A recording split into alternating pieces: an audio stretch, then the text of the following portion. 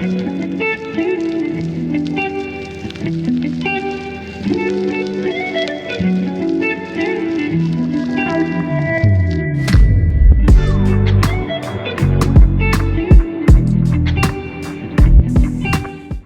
up with it, YouTube? What's going on? We are back again, and we have a very special guest today. What we got? We have Amani with us. Please introduce yourself.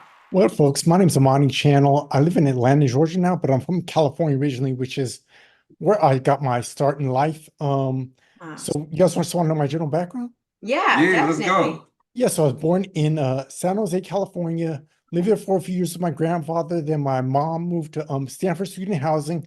Then we moved to East Palo Alto, California, which is a small hood in the Bay Area. And that's where my family got introduced to JWs. They were doing their door-to-door ministry. And one of the sisters was very elderly. So my mom felt compassion and opened the door and started a conversation with them.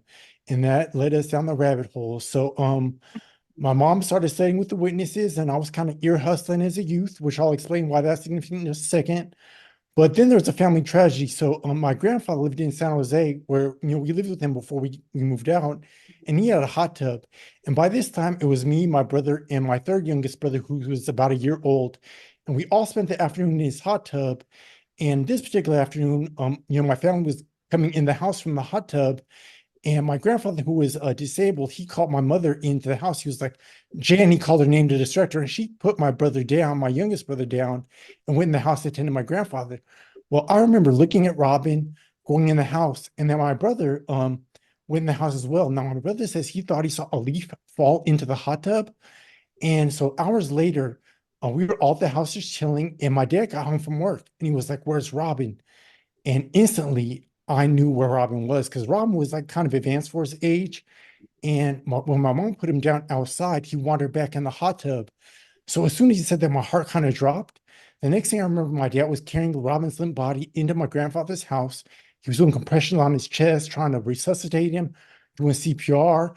And my mom was in the backyard, like freaking out. She was like pulling up, wailing, pulling up, vegetables, and it was just crazy.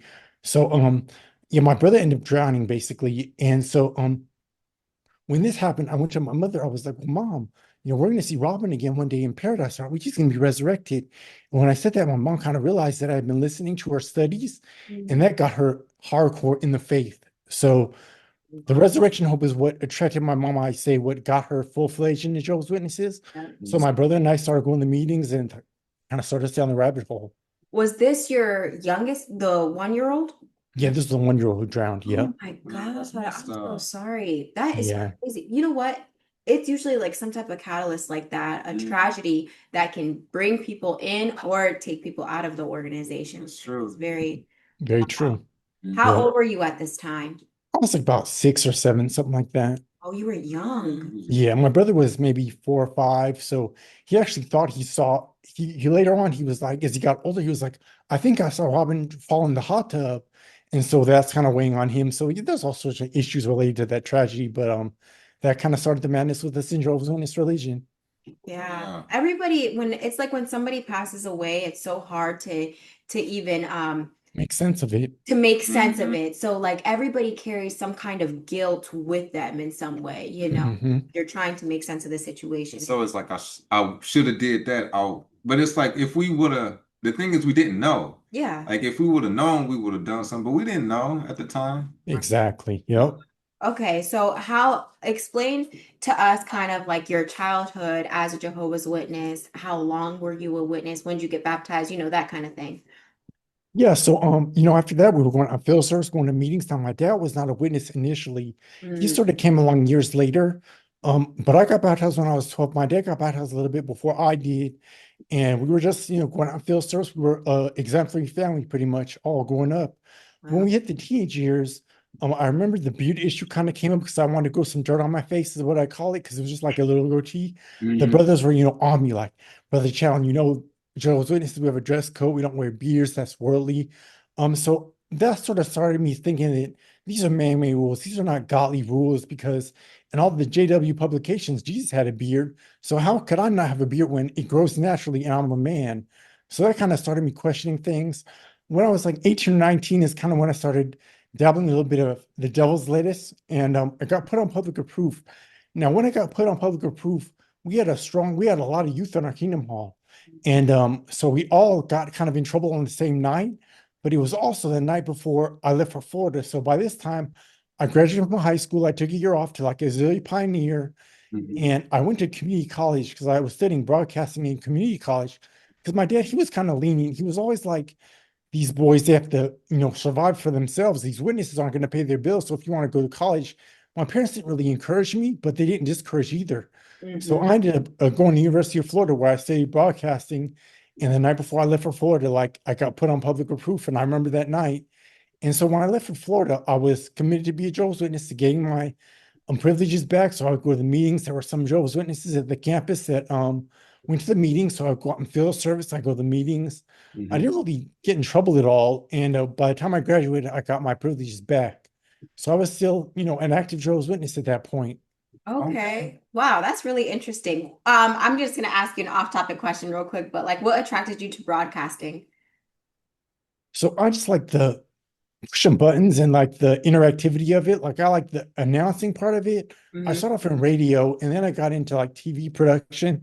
I just like the equipment. It was easy to me. So I just was drawn to it. Okay. All Okay. right. Very cool.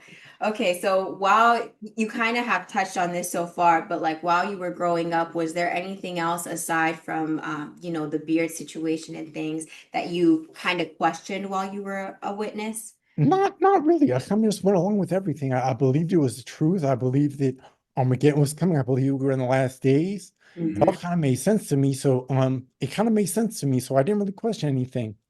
Okay. Okay. So how'd you get here then? How are we here talking to you?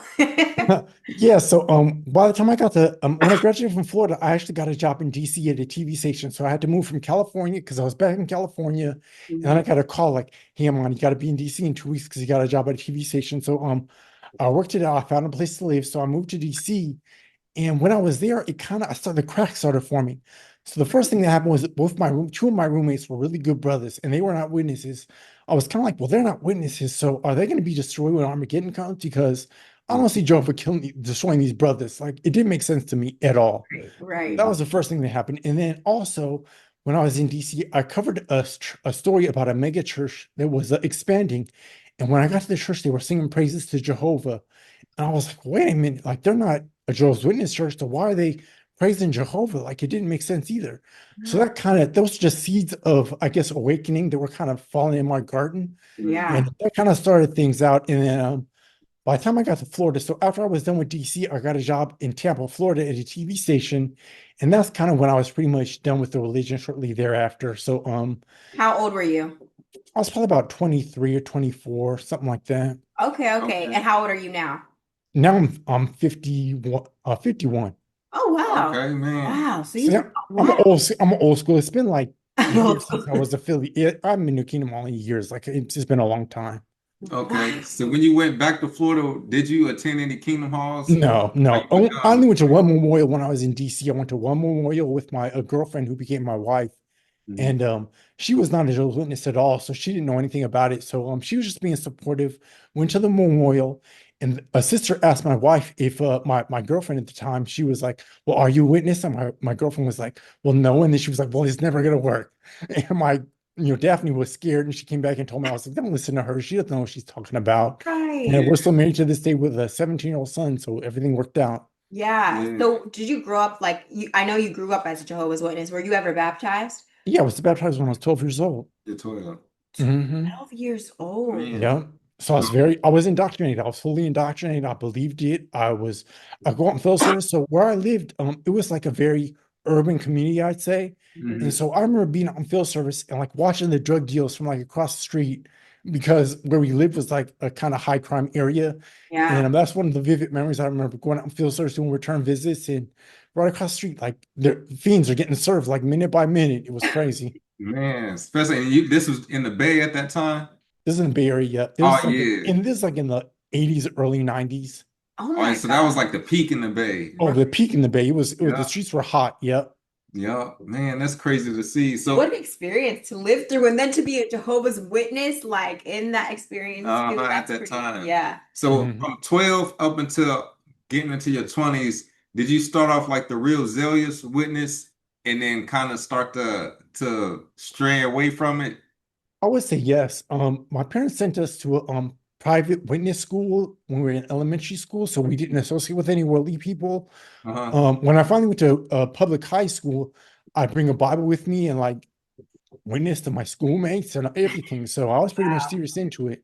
Okay. Okay. This is a that's a funny experience that you went to the private like Jehovah's Witness school because my mom went to that type of school for a little while too. They grew up in California, Mhm. and that's the California's the only place that I know that had like Jehovah's Witness schools. You know, Yeah, I never I heard of didn't that know. anywhere else. But she said that a lot of the bad kids were sent there. Bad Jehovah's Witness kids were sent there. Yeah, Like, I don't think there were too many bad kids, but it was like a very sterile environment, very biblical, and Hmm.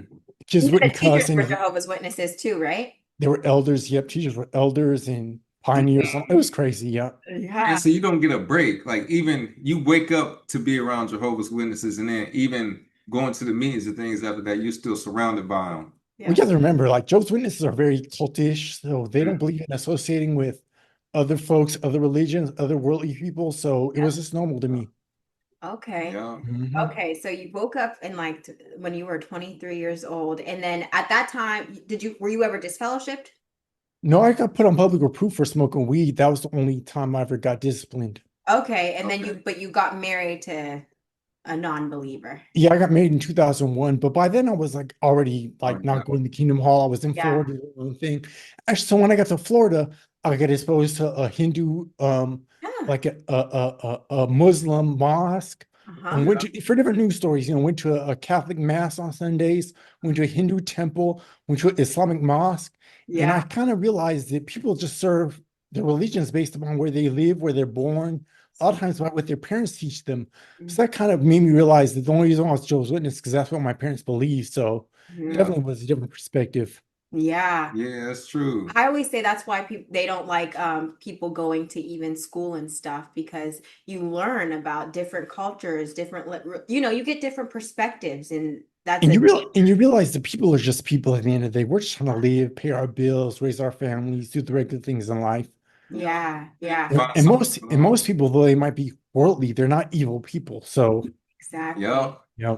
You're giving an illusion that Jehovah's Witnesses are all good people, and then everybody else is all bad people. And even if you meet somebody out in the world that's a good person, they good, but to an extent because they don't serve what we serve. But you realize that, like you said, people are people everywhere. It just depends on the individual. Yep, I agree. Yeah. Yeah.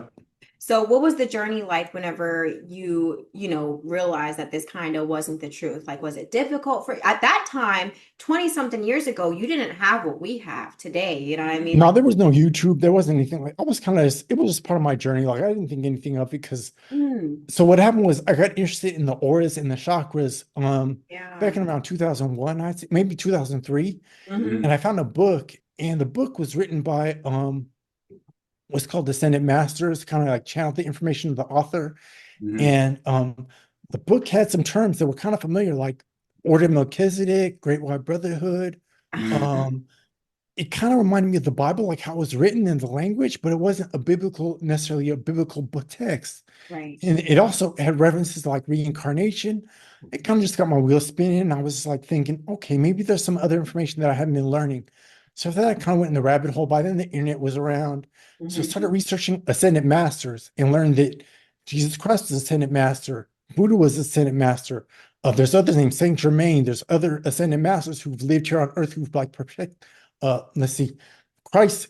Christ's energy is more of a energy. Yeah. It's Hmm. not like exclusive to Jesus Christ, basically. Right. There Right. have been other Buddhas and other gurus that have been on earth. And Hmm. so yeah, just continue to learn and go down the rabbit hole. And my wife, she actually thought I was going crazy when I had my awakening, this spiritual awakening. Uh-huh. That's just part of the process though. But that was definitely how I ended up waking up. So I look at my exit from Jehovah's Witness as just part of my story. But Mhm. really look at my awakening is when I sort of realized that we're bigger than the Bible, bigger than religion. Hmm. I sort of lost faith in organized religion. And so that's what happened to me.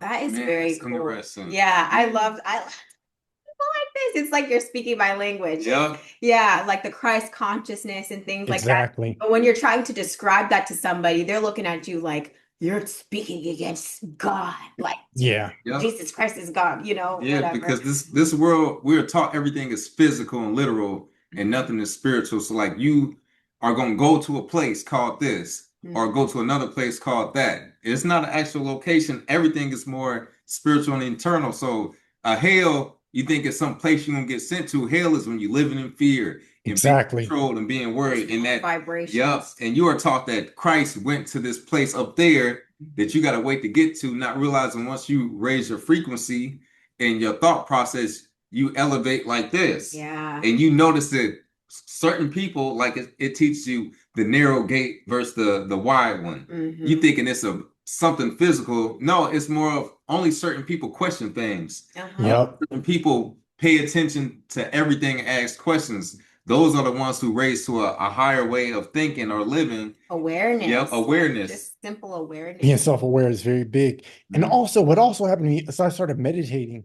So I remember I was doing this meditation. I started learning about the Merkaba, which is the energy field that allows us to kind of travel interdimensionally, which is way out there. I know, maybe it's over your audience's head, but the website Merkaba.org had a meditation on it. And when I did this meditation, my hands kind of cramped up full of energy. And it took me like 10 minutes before I could regain use of my hands. So it's kind of like something must be going on with this meditation. It must be real. And so, yeah, just certain things started happening. And I started learning information, going down the rabbit hole.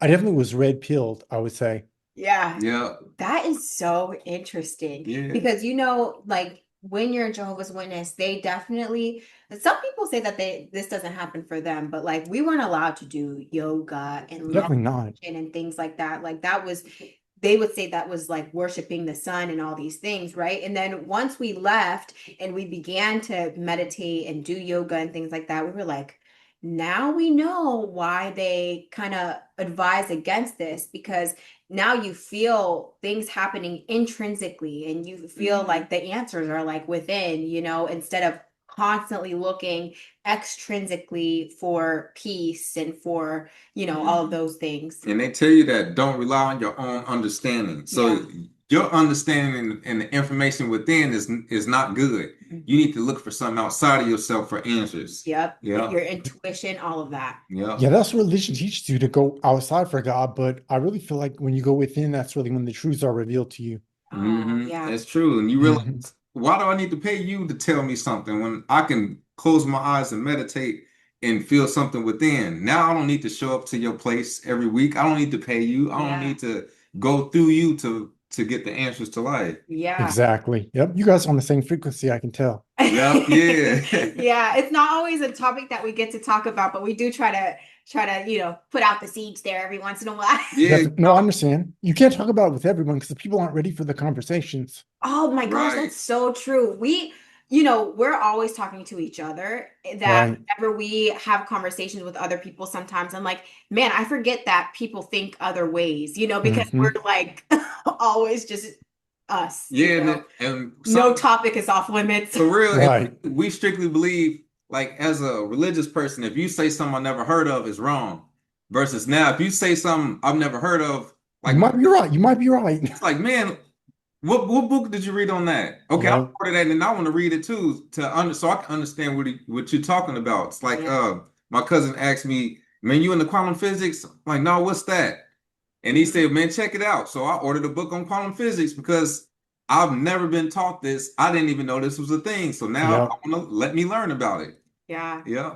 There's a whole lot of information out there, like the Anunnaki, like all that was introduced to me in Tampa, Florida. And I didn't believe in everything when I first heard it, but it was just planting seeds. And now I'm where I am. Yeah. So where are obviously we can kind of get an idea, but like where has your spiritual journey led you? Like where do you feel like you're at now?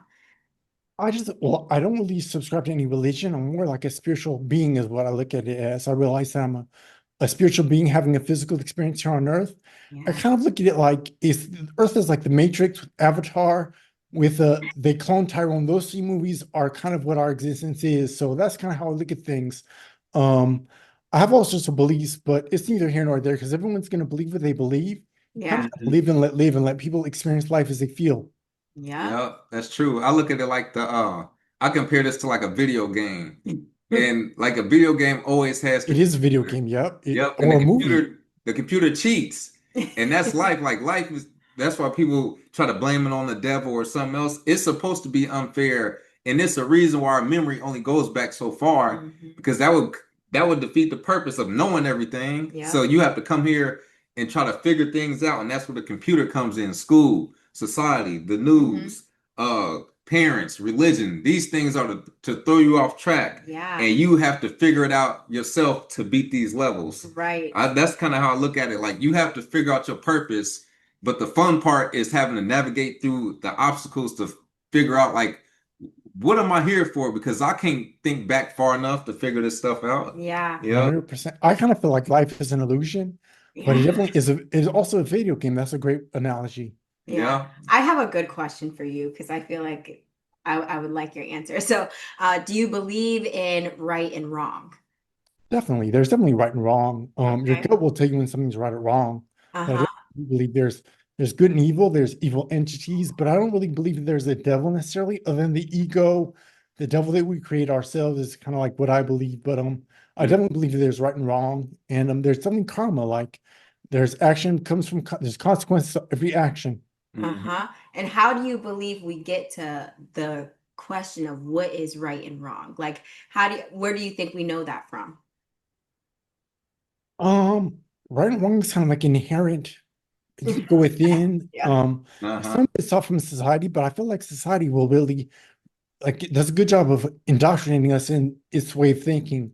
So right Mhm. and wrong comes from a gut, really comes from yourself. You kind of really have to figure things out for yourself. Yeah. Yeah. You didn't have to read a book to be like, man, that person over there taking that old lady's purse and pushing on her Is groceries wrong. was wrong. Exactly. I'm glad I read Exactly. that book to know that. No, like something is like, I don't like that's not right. Yeah. Yeah. Mhm. Things are just Like murder. Murder, like it's not right to take somebody's life. Like, no, that's inherently wrong. Yep. yeah, you Yep. didn't have to be taught that. No. Yeah. I think there are definitely things that are, like you said, inherently right and wrong. And also things depend on perspective. You know what I mean? Like if Mhm. somebody is trying to come in and take your life, it makes sense on why you would try to take their life, Or defend yourself. defend Exactly. yourself. Yeah. So, Yep.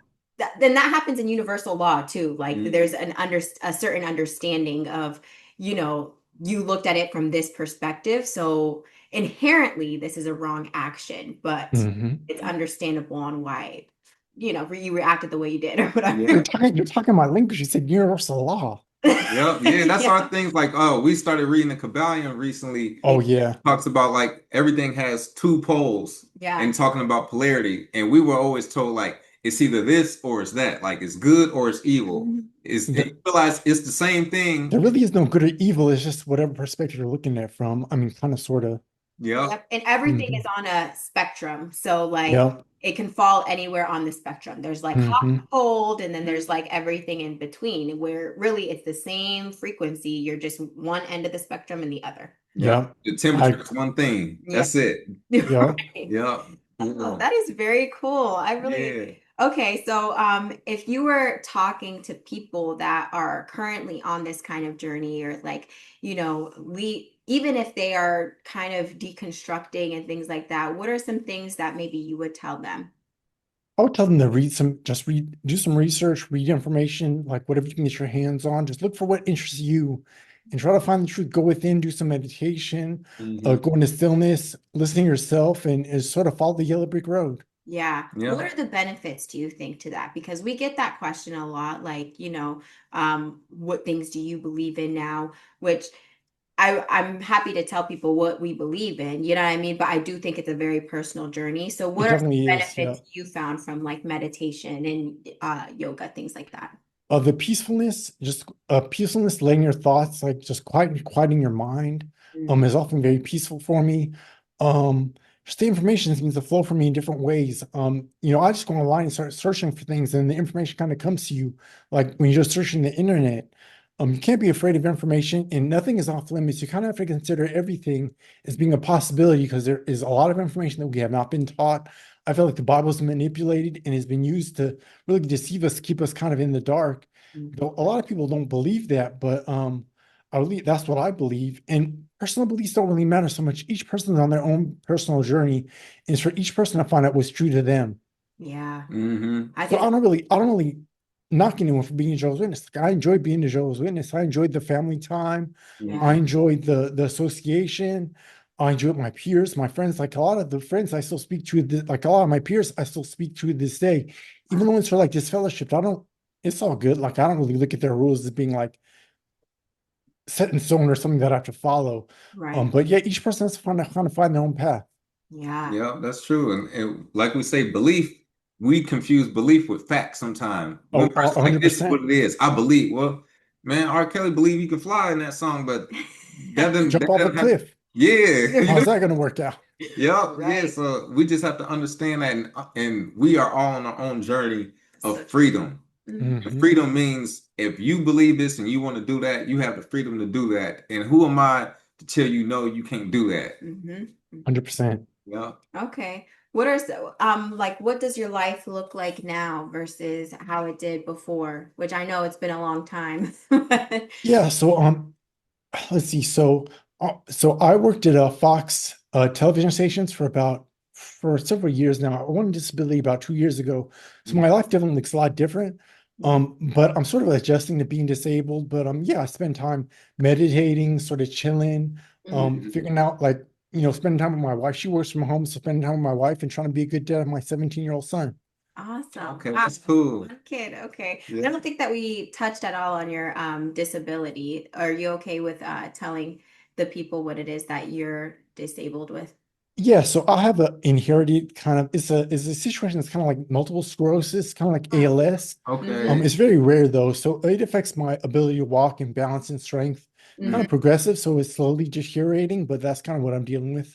Okay, Man, okay. okay. Thank you so much for sharing about that. And I think that it's very interesting, when people can find peace no matter what life adversities, we're facing, because we're all facing something. Oh Mm-hmm. yeah, I kind of look at it like I came to Earth to experience this. This is what my spirit needed at this time. So that's how I kind of look at things. So Yeah. that's Mm-hmm. what it is. Yeah, definitely. I kind of believe in soul contracts. I don't know if you Yeah. ever. Yeah, I 100%. Yeah, Yeah. okay. Yeah. It's like you are already designed. This is like a game plan. Even like Hmm. You things at the chose perfect, it. yeah, even like things at the perfect timing. It's like, man, no wonder that happened. Yep. Like I went to this store at this time and this person was a person crying. Comes to find out they a Jehovah's Witness that's confused. And I was running late and got stuck in traffic and I got to the store at this time and Perfect boom, time like for that. Yep. timing. Yeah, that's like me going to Florida. I remember reading the newspaper, looking at the college rankings and being like attracted to the name Florida for some reason. Lo and behold, I ended up going to the University of Florida, which set me in a whole different trajectory.